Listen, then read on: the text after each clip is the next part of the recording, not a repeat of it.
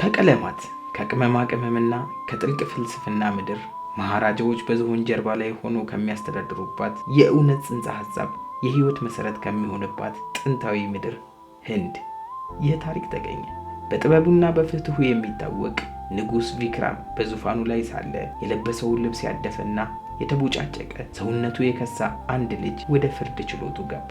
ሁሉም ሲንቁት፣ ልጁ ግን በድፍረት እንዲህ አለ፣ እውነት የማይችል ንጉስ አይደለም። ሁሉም በድንጋጤ ጸጥ አለ። ልጁም ንጉሱን እንደ ሰይፍ ስለት የሚቆርጥ ጥያቄ ጠየቀው። ንገረኝ ንጉስ ሆይ፣ ከህይወትና ከእውነት የቱ ይበልጣል? ቪክራም አይኖቹን ጨፍኖ በጥሞና አሰበ። ህይወት ውድ ናት፣ ነገር ግን ያለ እውነት ህይወት ትርጉም የሌለው ባዶ ቅርፊት ትሆናለች ሲል ለራሱ ተናገረ። አፉን ከፍቶ በሙሉ ልብ እንዲህ ሲል መለሰ፣ እውነት ትበልጣለች፣ ምክንያቱም ከራሷ ከህይወት በላይ ዕድሜ ያላትና።